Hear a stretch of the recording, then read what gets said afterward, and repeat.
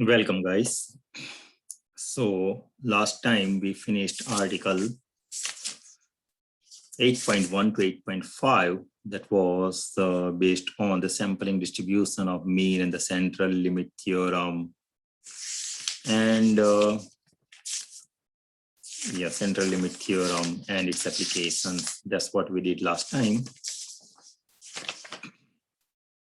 And today we are going to see article 8.5, that is the sampling distribution of S square. So you can see over here in the preceding section, we learned about the sampling distribution of X bar, sample mean. The central limit theorem allowed us to make use of the fact Z equal to X bar minus nu or sigma over square root of n. You know this thing. And this tend towards n 0, 1. I mean to say that normal distribution of mean 0 and standard deviation 1, right? Variance 1, you can say. And the sample size grow large as the sample size grow large. If a random sample of size n is drawn from a normal population with mean nu and variance sigma square, then the sample variance is computed. Just keep this in mind, and we obtain a value of the statistics S square. Value of the statistics S square. We are going to use the statistics S square to define the new one that is called the chi-square distribution. This chi-square distribution, some mathematical terminologies are there, the xi minus nu square, and you can add and subtract this x bar, and then you can go for a plus b whole square, a square plus 2ab plus b square, and like this. And then after, you know this thing, that if you refer the page number 229, definition, or I think theorem 8.2.1, you are given S square. This S square is equal to summation of xi minus x bar square divided by n minus 1. If you remember, I told you at the time that this n minus 1, actually we have been working with this n minus 1. And I told you that I'm going to let you know this thing, why it is not 1 over n, 1 n minus 1. That's what we are going to discuss today in T distribution. So this S square, so n S square equal to summation xi minus x bar square divided by n minus 1. So naturally n minus 1 S square equal to this one. And whatever I have xi minus x bar, you can see over here xi minus x bar square. So I can plug that value over here, n minus 1 S square. So n minus 1 S square. And based on this one, we can define, we can go for the new one, that is the chi-square variance of a random sample size n taken from a normal population having the variance sigma square, then the statistics. So chi-square that is defined in this form. Chi-square is defined in this form. So this is actually nothing but this is a chi-square random variable with n degree of freedom. N degree of freedom. So please keep this thing in mind, this thing that n degree of freedom, and actually we are taking n minus 1 degree of freedom because we have n minus 1 S square. So we are taking n minus 1. So that we denote by small v. So small v is equal to n minus 1 degree of freedom. Suppose you are n equal to 5, so degree of freedom will be 4. N equal to 10, degree of freedom will be 9, like this. So this is okay. This is just a computation, but the main theorem summarizing all these things over here in the form of the theorem. So theorem 8.4 says that if S square is a variance of a random sample of size n taken from a population, normal population having the variance sigma square. I repeat, if S square is a variance of a random sample of size n, capital S square is the variance of a random samples of size n taken from a normal population having the variance sigma square. Then the statistics chi-square that is given by n minus 1 sigma square, S square divided by sigma square. And there is nothing but actually the summation of xi minus x bar square whole square divided by sigma square. And this has a chi-square distribution. This chi-square distribution is given over there on the back of the book, table A5. So again, now we are going to add one more table in our list of tables. So please keep all these tables handy at the time of your exam. Okay, so if S square is a variance of a random sample of size n taken from a random normal population having the variance sigma square, then the statistics chi-square n minus 1 S square over sigma square is a chi-square distribution. Chi-square distribution, and that's why usually we write chi and then square. Because of this square, it is called square distribution with v equal to n minus 1 degree of freedom. The values of random variable chi-square are calculated from each sample by the formula. This can be calculated by each sample of the formula. We are going to use only this part, n minus 1 x square divided by sigma square, only this one. We are not going to use this part. Look at here. So chi square, that is equal to n minus 1 s square divided by sigma square. So we are going to use this formula to get the values of the random variable chi square to calculate. The probability that a random sample produces a chi square value greater than some specific value is equal to the area under the curve to the right of this value. Look at over here. So once you write chi square or chi square alpha, that is equal to some alpha. This alpha is the area on the right of this line. So probability that a random sample produces a chi square value greater than some specified value, chi square alpha like this, is equal to the area under the curve, area under the curve, this curve, area under this curve to the right of these values, to the right of this value. And it is customarily, we say this chi square alpha represents the chi square value above which we defined an area alpha. Define the area alpha. As I told you that we have table A5 gives the value chi square alpha for various values of alpha and v. Again, v is our degree of freedom. The areas alpha is the area, are the column heading and the degree. I will let you know how to read the table because here it is mentioned how we can read the table.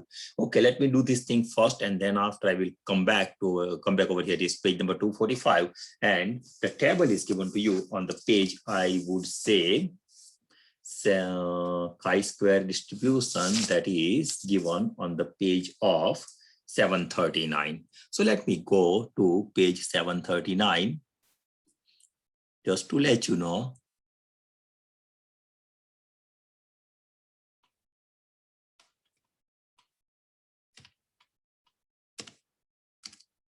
This is 738. 738 is T distribution. We have to go for this table also A4. We have two pages based on this one, this A4.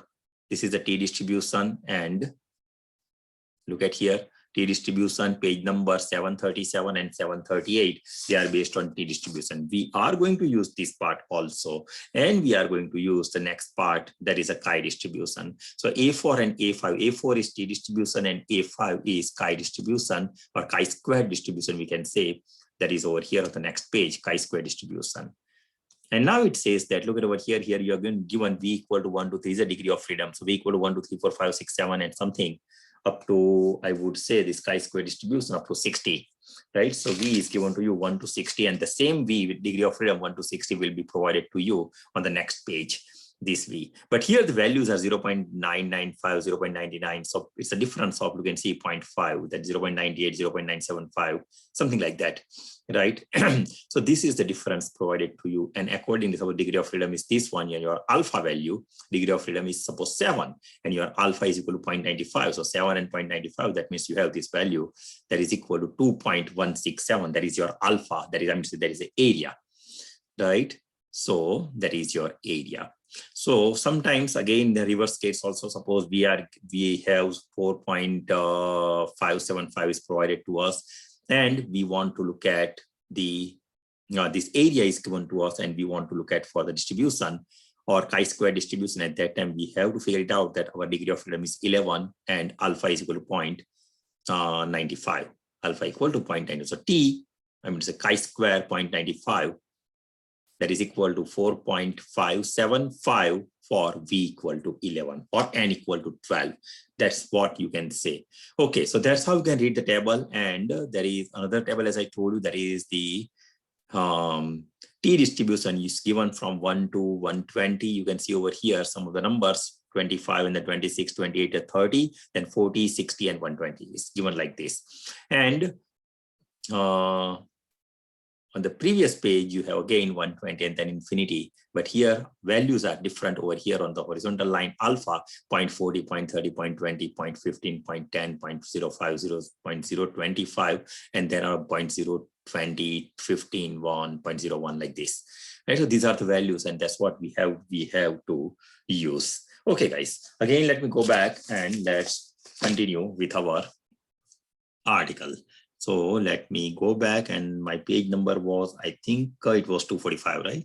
So let me go back to 245. Okay.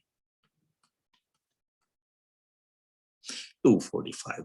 So it says something like this. Look at over here that suppose we have some chi-square 0.05 that is equal to 14 points. So chi-square 0.05 and the degree of freedom we are given that is equal to 7, right? So chi-square with the degree of freedom that is 7. So v equal to 7. So 7 we can see on the horizontal line, that's 7. And then after 0.05 that is your alpha value, chi-square alpha that is 0.05.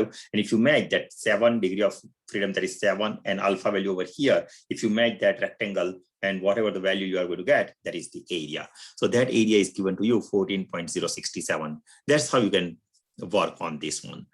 Okay, now just keep in mind this thing that exactly 95% of the chi-square distribution lies between chi-square 0.975 and chi-square 0.25. Chi-square 0.975 and chi-square 0.25. I think I need to go back again. Oh, it's hard. Okay, let me again go back to page number. What was the page number? I think it is 739. Okay.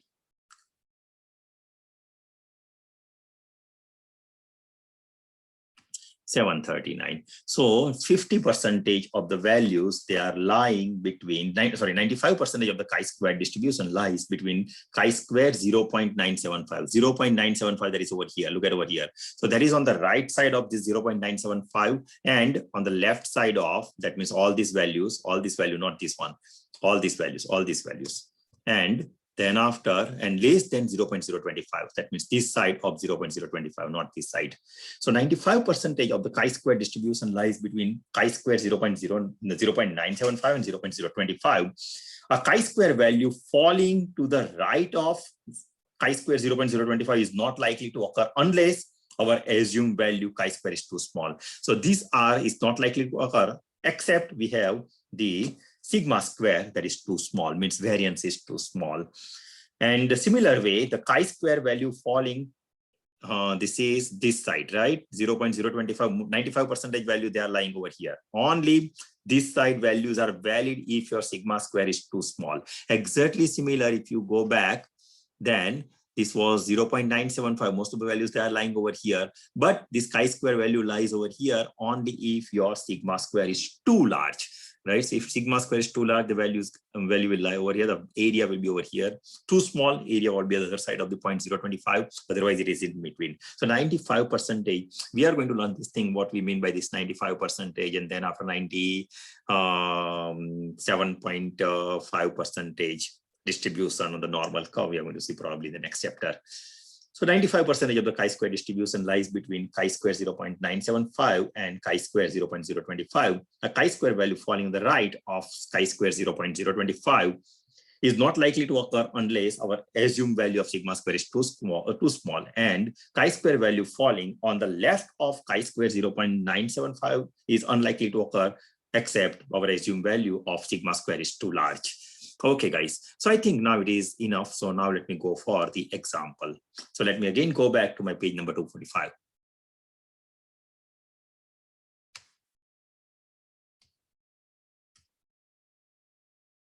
Okay, page number 245. Now it says that, look at here. A manufacturer of car batteries guarantees that the batteries will last on average 3 years with a standard deviation 1 year. The batteries that last on an average 3, that means my new value is provided to us. Okay, fine. And on an average, what it says, 3 years is standard deviation 1 year, means sigma is equal to 1. If 5 of these batteries have lifetimes, see 1, 2, 3, 4, 5 lifetime are given to us, 1.9 years, 2.4 years, 3 years, 3.5 years, 4.2 years, like this. So the manufacturer still be convinced that the batteries have a standard deviation 1 year. The standard deviation right now he has decided that is 1 year, but the 5 batteries, they last long on an average like this, 1.9, 2.4 years. And he said the standard deviation is 1 year. Assume the battery's life follows the normal distribution, that is more important, right? How can you answer this question? So first of all, we first find the sample variance using my theorem 8.1. Theorem 8.1, that was, we did that thing in the previous part, right? I think page number 230. Page number 230, that was theorem 8.1. So let me just go back and just keep these values in mind. 3 years, then 1.9, 2.4, 3, 3.5, and 4.2. Okay, fine. So let me stop sharing this book and let me start sharing my whiteboard so that we can have this answer. Okay, so this says that my theorem number, this is the example number, I think 8.7.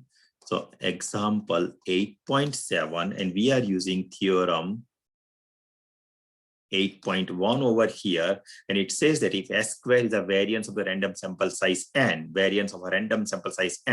then this S square is given by 1 over n times n minus 1 inside n minus 1, sorry, and inside the bracket you have n times summation of xi, capital Xi square, I runs from 1 to n minus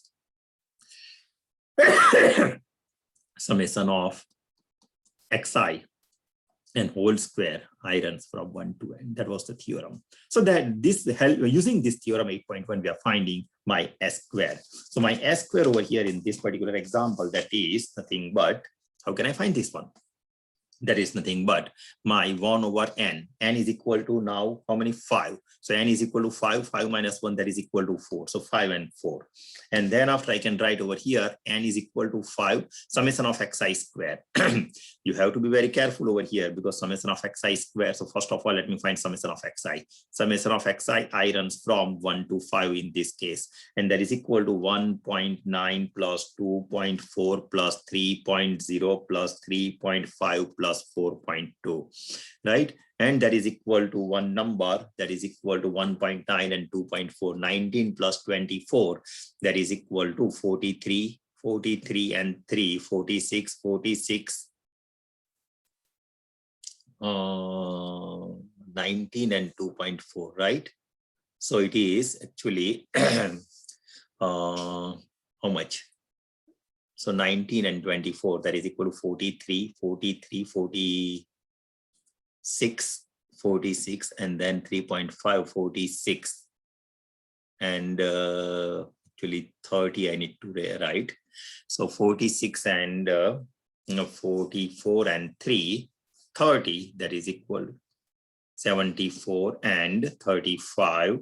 So that is equal to, and 42 means you are going to get 150. So it is 1.5, or you can say 15, right? And I want that is square. Okay, fine, sounds good.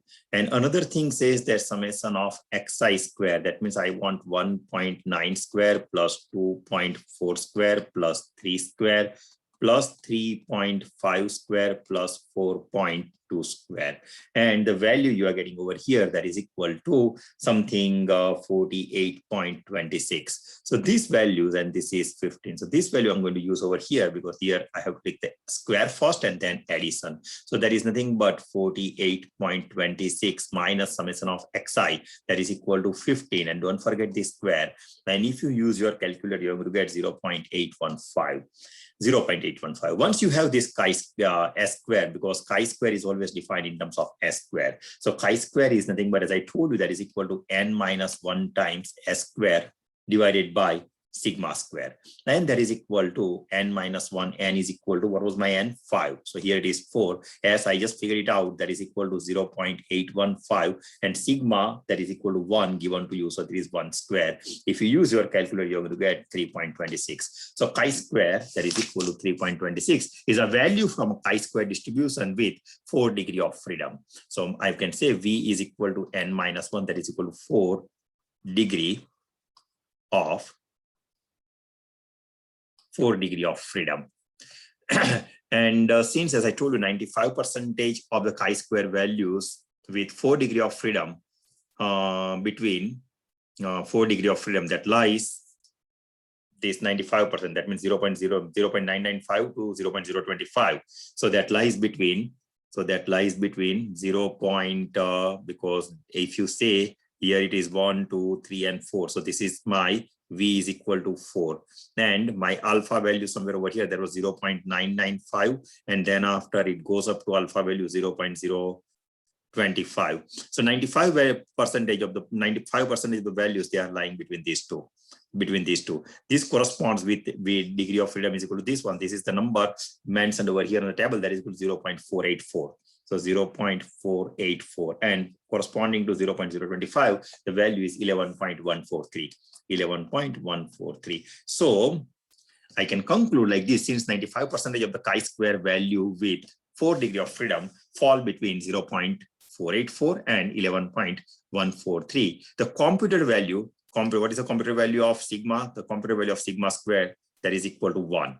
That is equal to 1 is reasonable, and therefore the manufacturer has no reason to suspect that the standard deviation is other than 1 year, right? Because 95%, because you can see 0.434 and 11.143, and my chi-square value, that is equal to 3.24. So 3.24, that lies over here, 3.24, because 3.26, because this value that lies between this 95% of the range and with your standard deviation sigma square, that was 1. And that's why I would say that you cannot reject this hypothesis, or you can say that seller or manufacturer has no reason to suspect that the standard deviation is other than 1. Right? So that's how you can write, make sure that you have to mention this thing in a real world problem also, in which fashion the problem is asked to you. Okay. And now I just would like to go for next example. So my next example is over here. Next example, that is not the example what I would say. Now I would like to go for my T distribution. Right? T distribution is very important because ultimately we are going to use the T distribution and table K4. So let me just share my, let me clear this drawing, and let me again share my book. So I can share the book, and the book is, book says that this example is done now. And now degree of freedom is a measure of sample information. Now look at over here, it is mentioned that what we mean by actually why 1 degree is less, because you know in this is n-1 s square. The chi-square is defined in terms of n-1, and that's why that's the reason we divide by n-1, not n. So that's what mentioned over here. Chapter 7.7 we have not done, but look at over here in article 7.3, it is mentioned xi minus mu square or sigma square as the chi-square distribution with n degree of freedom. But here in this chapter, it is mentioned that the degree of freedom that is equal to n-1 as a chi-square distribution with n-1 degree of freedom. And the reader may also recall that the term degree of freedom used in this, the identical context, is discussed in our first chapter too. And as we indicated earlier, the proof of the theorem will not be given, it's not actually required. And however, the reader can view theorem 8.4 as indicating that when nu is not known, just keep in mind this thing, when mean is not known, nu is not known, one can consider the distribution summation I equal to 1 to n xi minus xi square over sigma square. There is 1 less degree of freedom. So when nu is not known, at that time we are using this chi-square distribution with 1 less degree of freedom, or the degree of freedom is lost in the estimation of nu. See, degree of freedom is lost because when nu is not known, at that time we are using this chi-square distribution in which the degree of freedom is 1 less, because that degree of freedom that is lost to estimate your value of nu. So when nu is replaced by x bar, right? When nu is replaced by x bar, that 1 degree of freedom is lost. So just keep in mind this thing. That's the convincing argument. And now we are going to start the another part, last part of this chapter, that is article 8.6, that is called T distribution.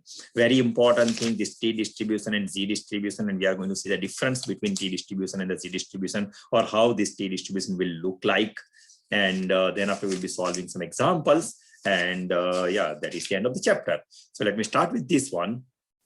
Let me go through this one. In previous section, we discussed, or section 8.4, we discussed the utility of the central limit theorem. Its applications revolve around the inference of a population mean and the difference between two population means, right? Inference about the population mean, because there was the use of the central limit theorem, that with the help of central limit theorem, one can go for the inference of the population mean, or another application that was the difference between two population means. Use of central limit theorem and the normal distribution is certainly helpful in this context. However, it was assumed that the population standard deviation is known, right? Now the populations are standard deviation that was known in that case. These assumptions may not be unreasonable in the situation where the engineer is quite familiar with the system or the process. However, in many experiment scenarios, knowledge of sigma is certainly no more reasonable. Yeah, it depends on case to case, which case study you have, based on that one. That's in some of the cases you have to have that sigma, value of sigma is much more important and that must be provided to you. But in some of the real life problems, some of the cases that some of the experiments, the scenario is different and knowledge of sigma is no more reasonable. And that's why then the knowledge of the population mean. So knowledge of sigma is no more reasonable than the knowledge of population mean. So population mean is given to you, but not the sigma. At that place, the sigma was provided to us. And often an estimate of sigma means variance or standard deviation must be supplied by the same sample information that produced the sample average X bar. See, often in fact, an estimate of sigma must be supplied by the same sample information that produced the sample average X bar. And as a result, the natural statistics to consider to deal with the inference on nu that is equal to T equal to X bar minus nu over S over square root of n, not sigma, but S over square root of n. So whenever value of sigma is given to you, you can go for central limit theorem like this, but whenever value of sigma is not given to you, and central limit theorem, and then after z-score. But whenever value of sigma is not given to you, in that case, we don't go for z-score, but we go for t-score, I would say t distribution. We go for t distribution. Okay, so t is equal to x minus nu over, and you can see it's not x, it's my x minus nu divided by s over square root of n. Since s is the sample analog to sigma, in the sample size, if the sample size is small, the value of s square fluctuate considerably from the sample to sample. Please keep this in mind, guys. Very important lines are there. Since s is okay, if the sample size is small, you have small sample size, in that case, what will happen? The value of the statistics S square fluctuates considerably from sample to sample. And the distribution of T deviates appreciably from that of the standard normal deviation.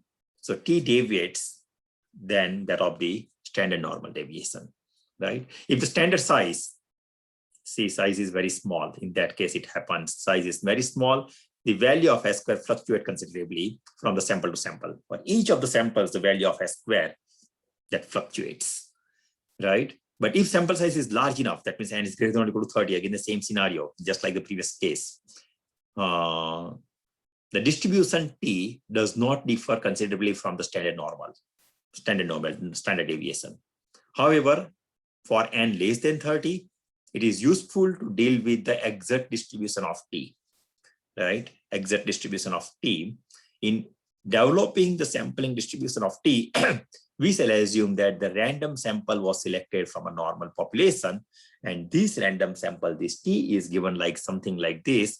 Please keep this in mind. Let me write it down for you, because here I think a little bit confusing items he has mentioned over here. Let me just go through this one, and then after we'll go for theorem number 8.5. So T is equal to x minus nu. Okay, let me use my black whiteboard. So it says that actually, what was my T? My T was T is equal to x bar minus nu divided by S over square root of n.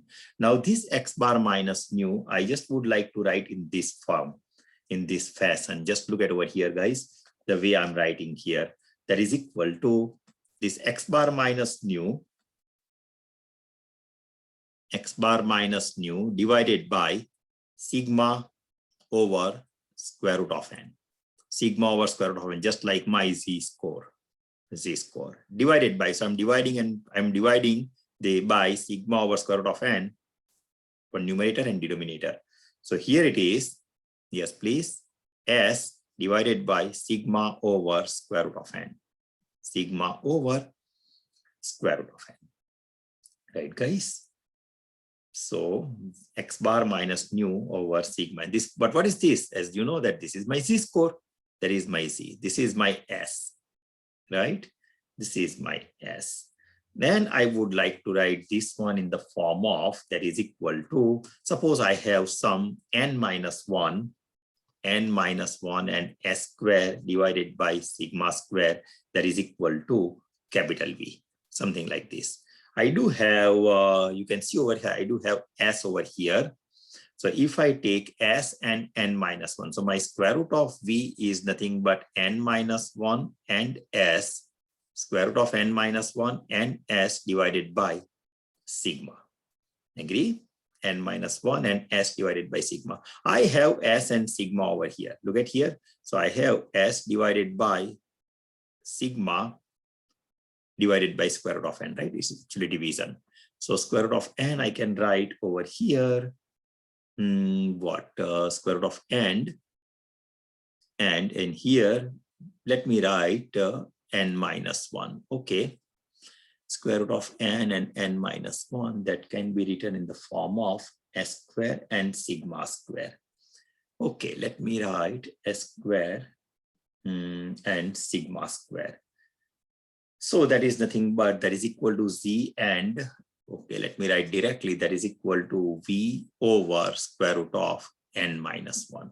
V over square root of n minus 1.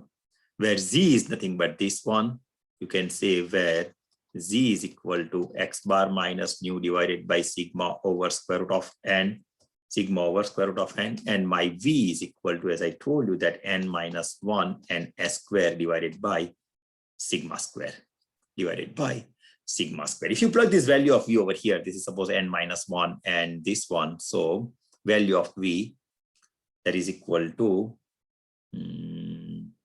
v and n minus 1, right? This is actually wrong. Let me just erase this part. V and n minus 1. Because if you plug this value over here, what we're going to get, that is equal to z. There is no problem with z, but here denominator v is equal to n minus 1 s square divided by sigma square and n minus 1. So n minus 1, this and this will get cancelled out. We do have square root value. So square root value that is equal to z, and here it is s square over sigma square. So s square over sigma square and square root. So that is equal to z and s over sigma. Z and s over sigma. So you can write s square over sigma square. Here also you can write just sigma square. That's fine.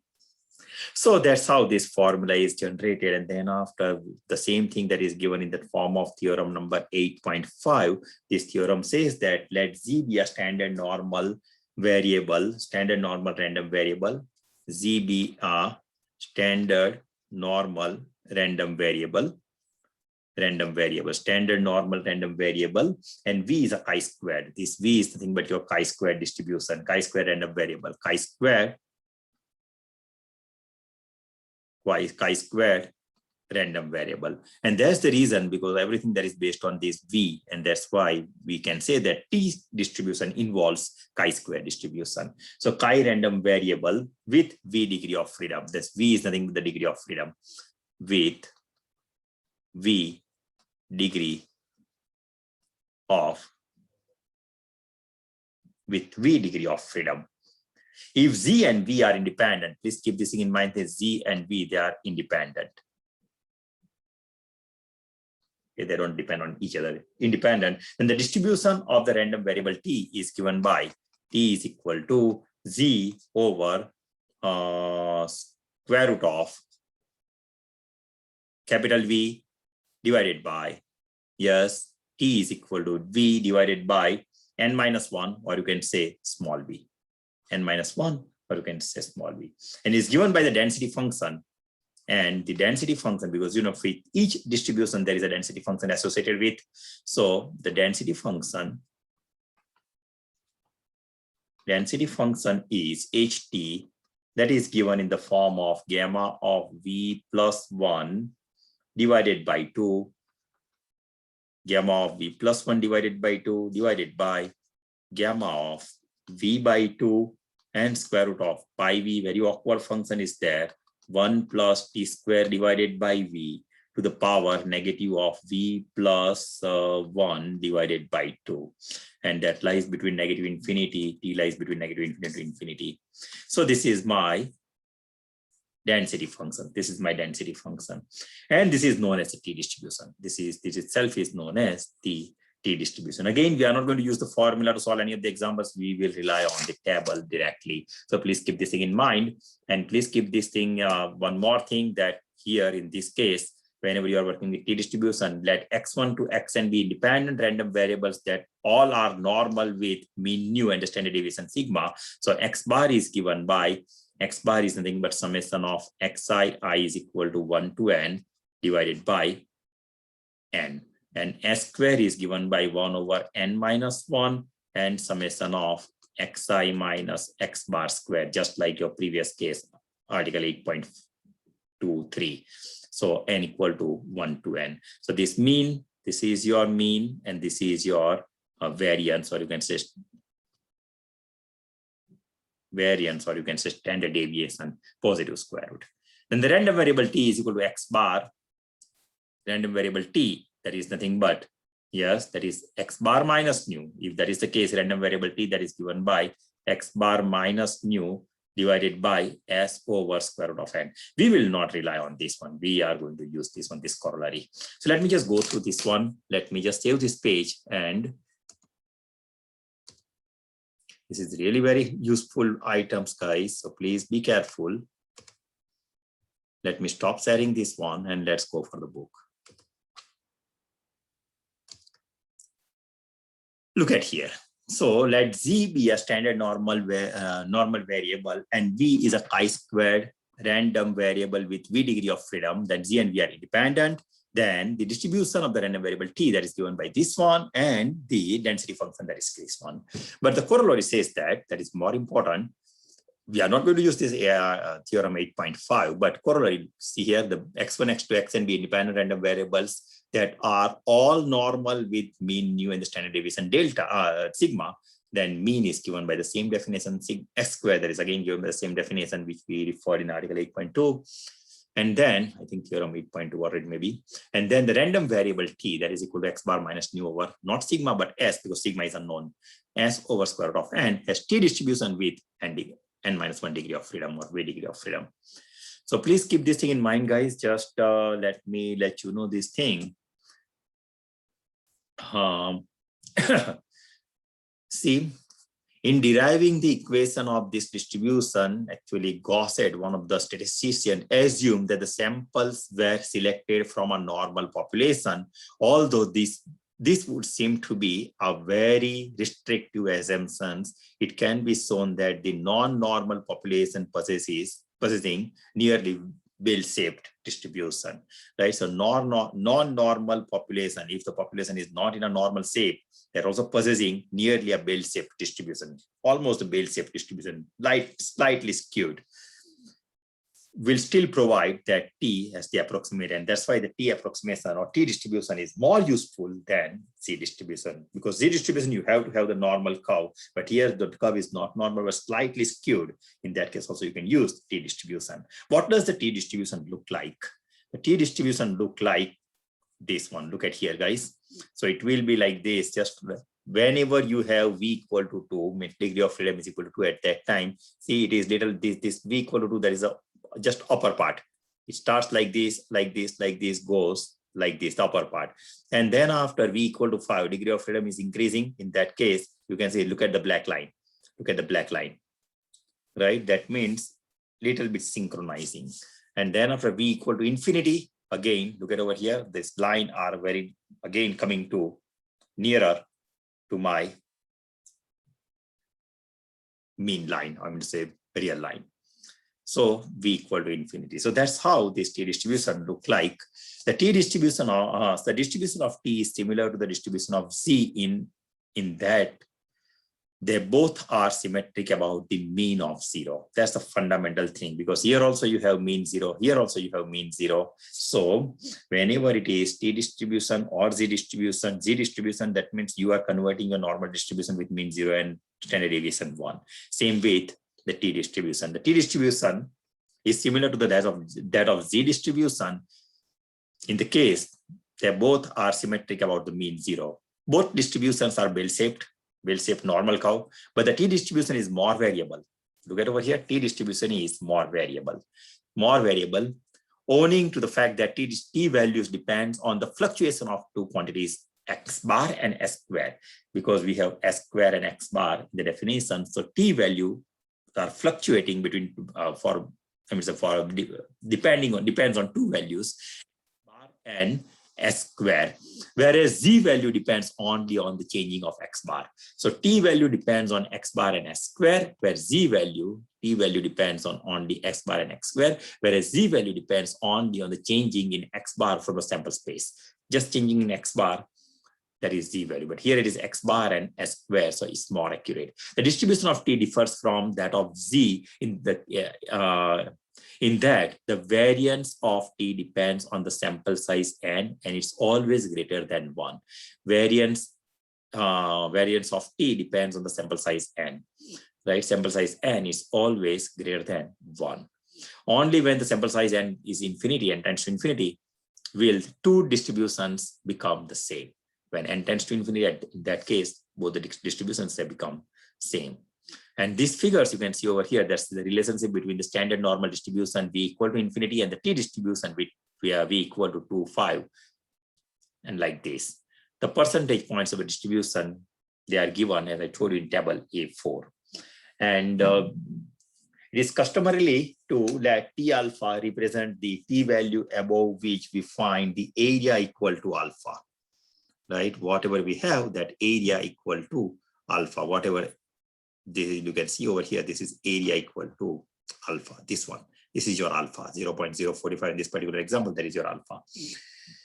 And hence T value with suppose 10 degree of freedom, leaving an area of 0.025 to the right of T equal to 2.228, right? 2.228. Again, I don't know how can I show this one to you. Again, I need to go for the table.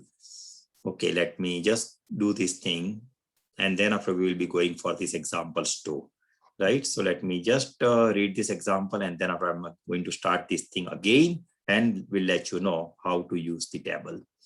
Okay, the T value, it says T 10 degree of freedom and T is equal to 2.228 with the area 0.025, that is equal to 2.228. Since the T distribution is symmetrical about the mean 0 and T1 minus alpha equal to negative of T alpha. So if you are looking for suppose negative of T 0.5, so in that case you can say T of 1 minus 0.5, and there is T value leaving an area of 1 minus alpha to the right, and therefore the area of alpha to the left is equal to the negative T value. We are going to see this thing also. Based on this one, some of the examples are given to you in the practice exercise problems. So please keep this in mind. This again, let me read this one very important line. Since T distribution is symmetric about a mean of 0, we have T1 minus alpha equal to T alpha, and that is T value leaving an area of 1 minus alpha to right, and therefore area of alpha to the left is equal to the negative of T value, leaves an area of alpha in the right of the right tail of the distribution, right? T equal to 0.95, that is equal to, because 1 minus 0.95 is equal to 0.05, so negative of 0.05, like this. T alpha equal to 0.99, so 0.99, that is equal to 1 minus 0.99, that is equal to 0.01, so it is negative of 0.01. So they are same, negative of 0.01 and so forth. Right, so sometimes suppose you find the value which are not in the table at that time, always go for this one, that subtract from 1, so 1 minus this one and negative of this one, and you will find that number over there in the table. Okay, T value with V equal to 14 degree of freedom leaves an area, this one, and therefore the area this one to the right. Okay, I will let you know. Let me go through the table. And then after here we have T values, they are with negative T alpha and T alpha, that is 0.025 and 0.05. And we need to find the area. 0.025. And I think the degree of freedom is given to us or not. Since T0 leaves an area of 0.05 to the right and T negative 0.025 leaves an area, this one. So we find the total area 1 minus this one. Again, I will let you know, just wait. Okay, guys, so I think it's better that we can start. It's hard to share both the screens simultaneously, but let me just go back and I will repeat all these examples for you. And here we need to find the K value. I will repeat. I think there is no any other option. Let me repeat these examples for you, and then after we will do this thing. So let me go over page number, what, again, 739. So let's go for page number 739.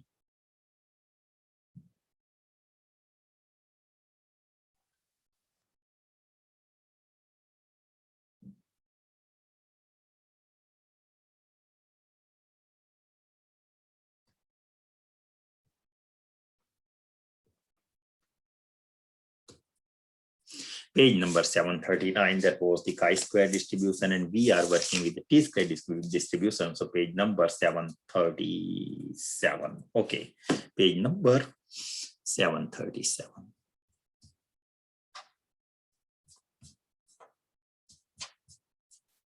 Okay, guys. So critical values for the t distribution, right? Now, my first example says that t value with v equal to 14. V equal to 14, that is over here. Look at here, guys. Look at my cursor. V equal to 14 degree of freedom leaves an area of 0.025 to the left, right? 0.025 to the left, and therefore an area 0.025 to the left, right, guys? And therefore an area of because 1 minus 0.025, that is equal to 0.975, and 0.975 that is given over here, or 0.025 that is over here, right? So again, I repeat, the left 0.025 to the left, and therefore the area of 0.975 to the right, right? So either you can write t suffix 0.975, and that is equal to negative of, because left means negative of t 0.025. So this corresponds, look at my cursor, this corresponds to 2.145, and that's why it is mentioned over here, but negative because it is on the left, right? So t value with v equal to 14 degree of freedom that leaves an area 0.025 to the left. That's why we have negative value. So negative of t alpha, negative of t 0.025, that is equal to 2.145, like this. My second example, that is probability of negative of t 0.025 is less than t is less than 0.05, right? 0.05. Okay, let me just share. Yeah, I know it's little hard because every time you have to have table with you. So it says something like this, that example 8.9, it says that probability of negative of t 0.025 is less than capital T is less than probability of t, and 0.05, like this. So since 0.05 leaves an area of 0.05 to the right, so we don't have any problem, right? Because this leaves the area 0.05 area, this much of area that is leaves to the right. Leaves to the right, and t, this one 0.025 leaves an area of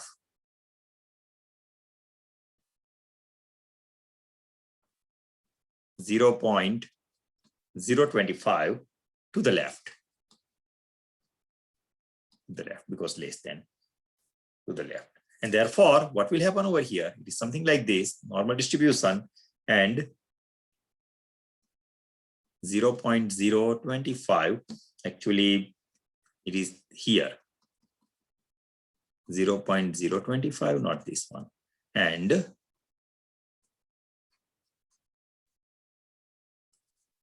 here it is 0.05 to the right, means this one.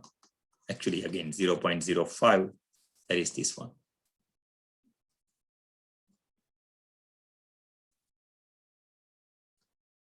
.05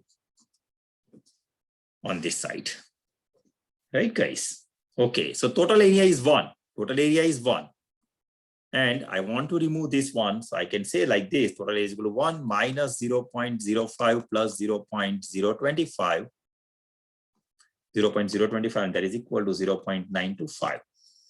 0.925. Once you have this 0.925, what is this? That is nothing but the area lying over here. So this is equal to 0.925. Simple.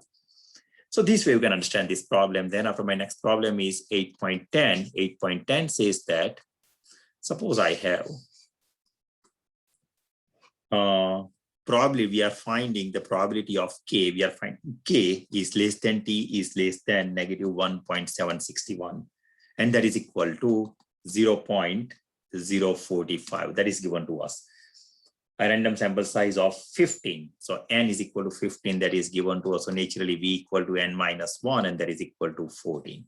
V equal to 14. Okay.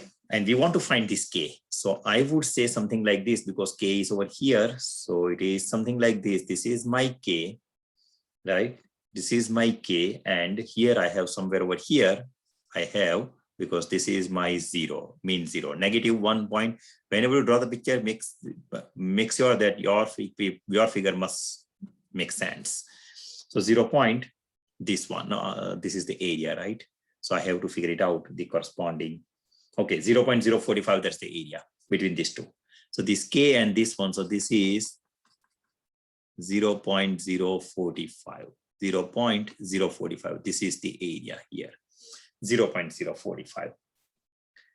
Right. Now my degree of freedom is equal to 14. So go for the table. My V is somewhere over here, that is equal to 15. So 14 over here, and we need to figure it out in this line. Just see this number, negative 1.761. Somewhere over here you can find negative 1.761, and that corresponds over here to 0.0 what? 0.005. 0.005, and that is my alpha value. So I would say that this is actually, this is nothing but T of 0.05, T of 0.05.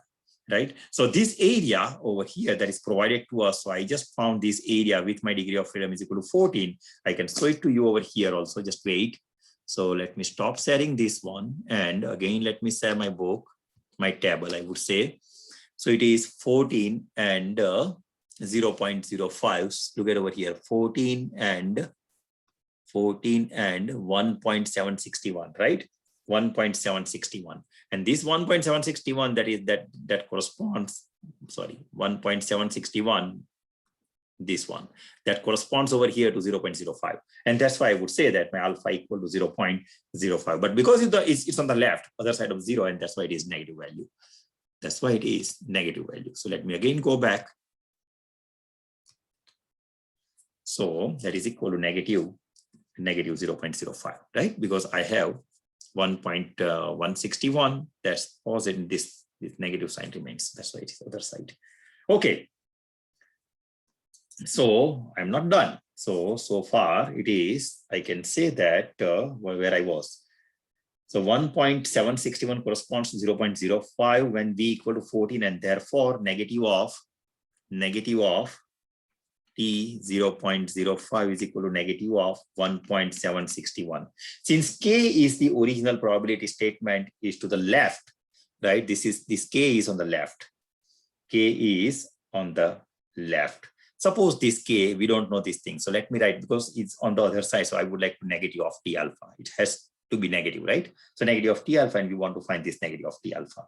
Okay, we know this region, this area, that is 0.045. So 0.045, that is equal to what? That is equal to 0.05, that is my this area, minus this one. So minus this K, so it is T alpha, or you can say alpha. So naturally I can find alpha. So alpha equal to 0.045 minus 0.05, 0.05 minus 0.045, and that is equal to 0.005. So this is my alpha. So T alpha equal to T 0.005. That corresponds to, if you look at the table, and it is negative, so negative and negative, so that is negative, and table says that that is equal to 2.977, 0.005, that is equal to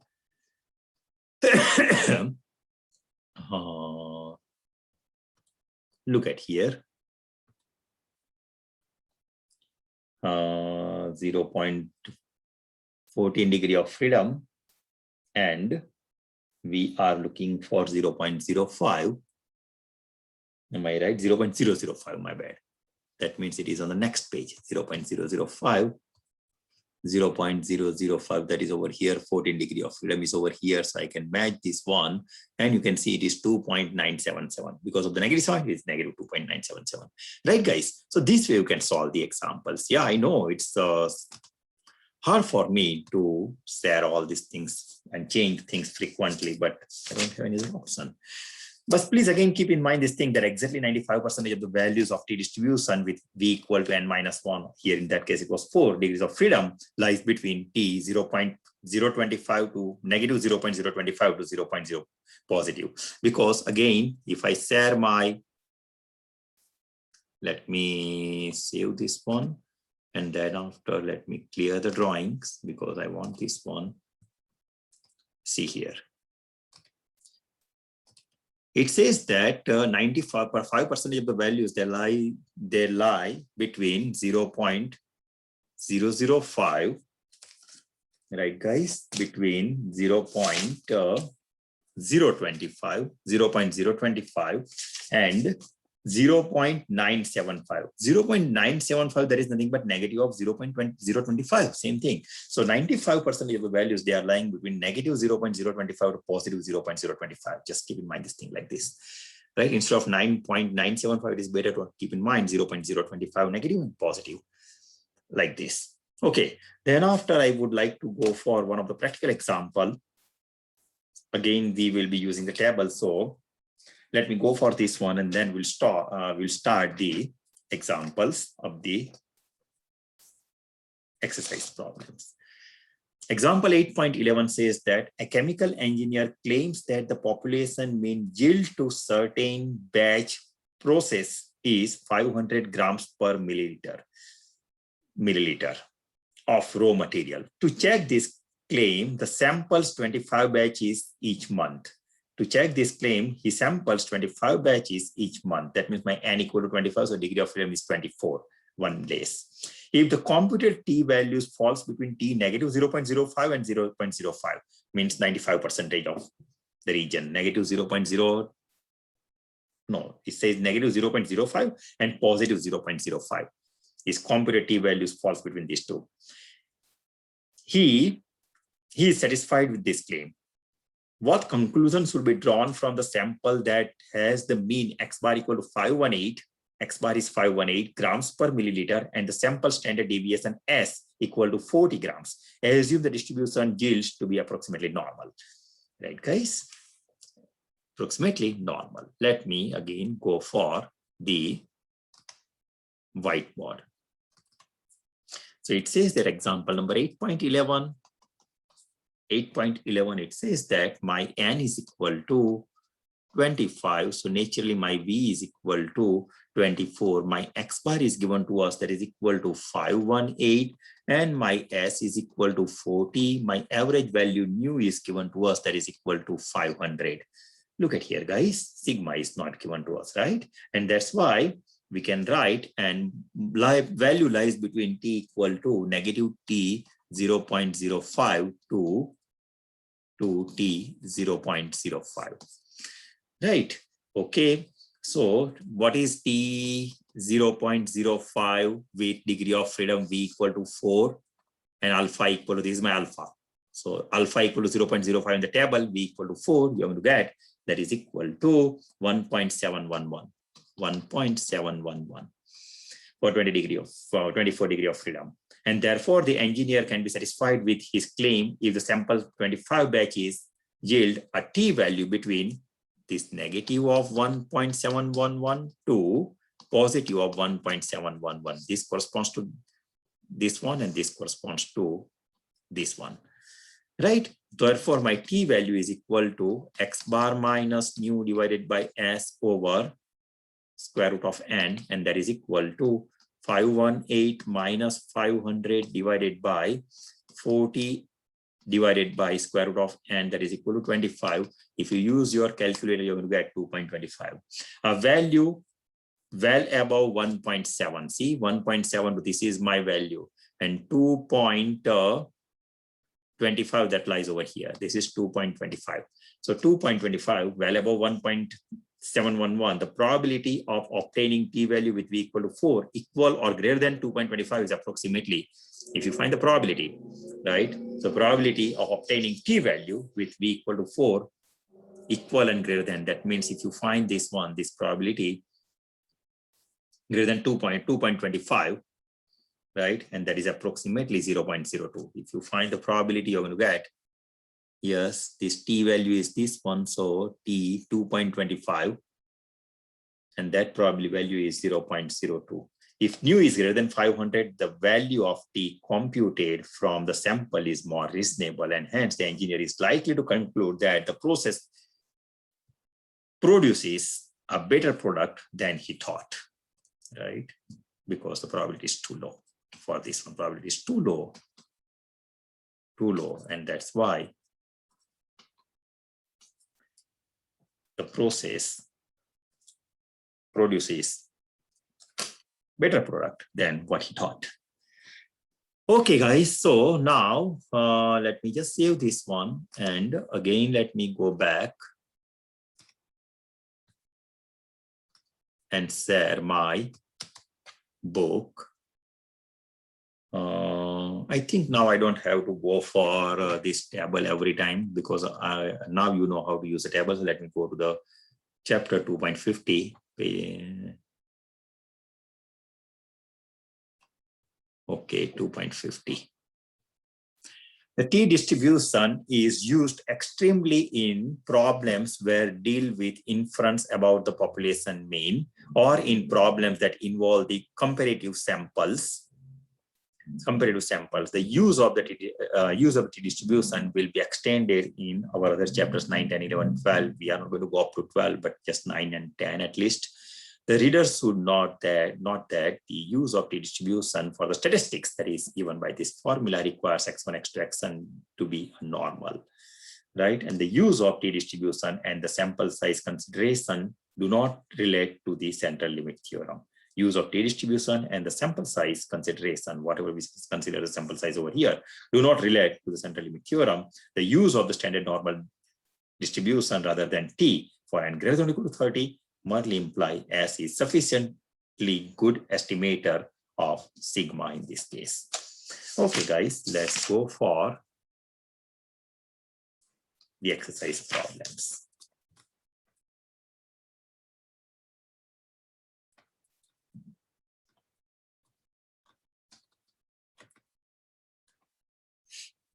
Okay, very simple. Just how to use chi-square 0.005. You know how to use this one, right? Chi-square 0.005 when v equal to 5. So find v equal to 5 degree of freedom and alpha equal to 0.005, whatever the number you are getting in the mid of the table, that is your value, that is your area. Same here, v equal to 19 and v equal to 12 and alpha equal to 0.01. Simple. Second example, or I think let me go for third example. Third example says that chi square is greater than, or alpha x square is greater than chi squared alpha is equal to 0.01. Right now the area is given to 0.01 and v equal to 21. So we need to find alpha. So 8.39 says that here it is, if you use 0.01, that is the area. So v equal to 21. So in the line of v equal to 21, you're going to get somewhere 0.01 and then go for that alpha value. So my alpha value over here, I got, that is nothing but 0.99. That is on the top. Okay, same 0.99, because it is greater than, so we are not doing anything because that is the right value, but here it is less than. So please be careful. Whenever less than is that, at that time you have to be a little bit careful, right? Here it is says 0.95.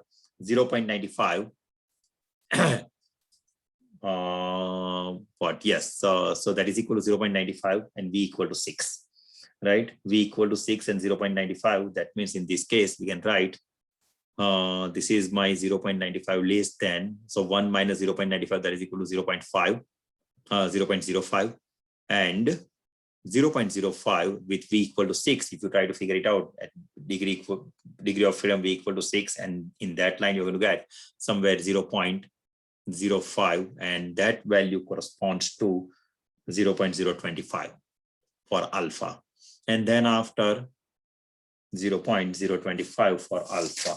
Let me have that table with me, at least I can see that table because book is over here, right? Yes. So as I told you that we are getting something like this, V 0. What I said, 0.025 V equal to, oh, we are doing example 3.8.39. Okay, so I'm sorry, here it is also greater than 25. 0.0 is also greater than, so we are good. But suppose it is less than, in that case, just be careful, little careful that 0.05. So it's alpha equal to 0.05, right? 0.05 alpha square is equal to, if it is greater than, that's fine. You can just greater than 0.025. So you can go V equal to 19, and then in that case, somewhere you're going to find 0.025, and that will be the value of alpha. In this case, your alpha will be the same one, 0.025. Alpha will be this one, right? Chi square 0.99, that is equal to 0.297 in the first case, 0.297. Here you're going to get 0.99 and this one. So 0.99, I think I need to show this one to you. Okay, so let's go for this first example. Chi square is equal to 0.99, V equal to 4. So where is my V equal to 4? Chi square V equal to 4 and V equal to 4 and 0.99 and V equal to 4 and 0.99, and your answer is 0.297. So just take V equal to 4 and 0.99, that is your alpha value on the top. It's just like your first example, same over here, right? And 8.39, this is okay. This V equal to 19. So in the 19 and 0.025, you are going to get on the top, whatever the number matches, that is your value of alpha. And here, let me solve this one for you. So probability of 37.652, right? So let me stop sharing this one and let me share my whiteboard. So my 8.39, it says that chi square 0.05, that is equal to 37.652, and therefore my alpha value is nothing but, because it is something like this. Look at over here, it is something like this. Here it is 0. This value is 0.045 and 0.05 is here. This is my mean 0, and this is 0.05, right? So alpha is nothing but 0.05 minus 0.045, and that is equal to 0.005. So naturally, T alpha, that is equal to T of 0.005, my alpha value, right? And that is equal to, if you look at over here with degree of freedom given to you, right? And that is nothing but 46.928. 46.928. That's how you can solve this example. That's how you can solve this example. Just wait. Yes. For V equal to 25. Then after, let me go for one more example. This example, that is example number 840. So example number 8.40. It says that find, look at here, probability of x square greater than chi alpha square and that is equal to 0.99 for V equal to 4. That is again very simple. Chi is greater than alpha square means I can say, let me write down all these three examples. So this is my A part. My B part says that probability of x square less than chi alpha square, and that is equal to 0.95, and V is equal to 6. And my C part says that probability of chi alpha square is less than x square is less than 23.029, and that is equal to 0.015 for V equal to 10. For V equal to 10.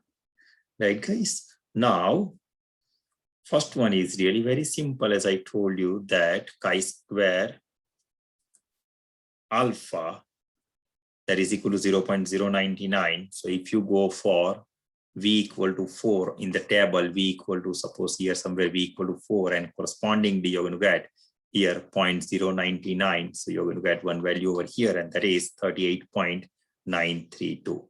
So I can write my first answer. A is equal to chi alpha square equal to chi square 0.01. Right? Chi square 0.01, because here it is 99. Area is 99, something like this. This is 99. Chi square alpha is equal to 0.99. Right? 0.99. So other side it is 1 minus 0.99, that is equal to 0.01. So chi square 0.01, that is equal to 38.932. Then B part is chi square. It says that chi square less than, right? So here it is, for B part, you have 0.95. So 1 minus 0.95, that is equal to 0.05. 0.05. So naturally, my chi square 0.05, and that is equal to chi square 0.05 for V equal to 9, V equal to 6, right? V equal to 6, and that is equal to 12.592. 12.592. And my C part is something like this. It says that let me write it down. This is my area provided to us. So one area is provided to us, and if you try to figure it out with V equal to 10 line, you're going to get that is this alpha value chi square is equal to 0.01. This corresponds to 0.01 in the table, right? So you have something like this. Look at over here, guys. And here it is 0.015. Right, and 0.01. Okay, so my alpha value here will be, what is my alpha value? 0.015, that is provided to us, right? 0.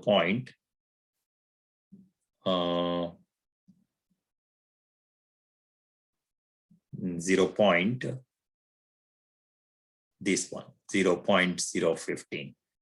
Okay, and 0.01, that is somewhere over here. Right, so 0.01. So my alpha value here, that is equal, because on the right side, so 0.01 plus 0.015, and that is equal to 0.025. Because it is 0.025, so I'm going to write that is over here. So chi square of 0.025 with degree of freedom V equal to 25. So V equal to 25, and this one you're going to get, that is equal to 20.483. 20.483. Last example, and then we'll stop. Last example, and let me clear the screen. And my last example says that example number 8.48. So 8.48. Be careful, guys. It says that a manufacturing firm claims that the batteries used in their electronic games will last an average of 30 hours, right? So this 48 example, it says that average of 30 hours, I mean to say that mean is given to us, that is equal to 30. To maintain this average, 16 batteries are tested each month. If the computed t value falls between negative t.025 to positive 0.025, a firm is satisfied if it's with this claim. What conclusions should the firm draw from the sample that has the mean x bar equal to 27.5 hours and the standard deviation s equal to 5 hours? Assume that the distribution of the battery lives to be approximately normal. Okay, fine. So example 8.48 something says something like this, that if we have to find 0.025 and that is equal to 2.131, and because it is negative and positive 0.025, right? Negative 0.025, negative t 0.025, that is equal to negative 2.131. So your value lies between negative 2.131 to positive 2.131. Okay. That is one thing. My degree of freedom that is given to us, V is equal to 15 because N equal to 16, so V equal to 15.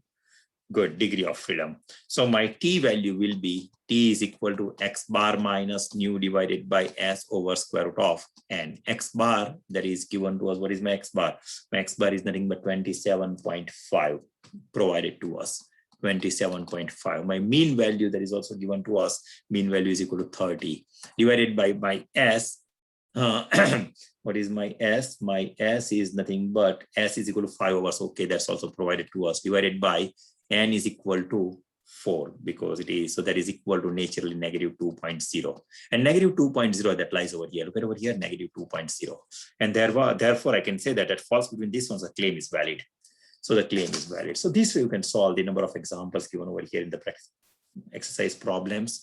So let me stop over here. That's the end of this chapter. And next time we are going to start new chapter. That is chapter number 9. Thank you so much, guys. And yes, I will see you next time. Let me close this one. Let me stop sharing this one too. Stop recording.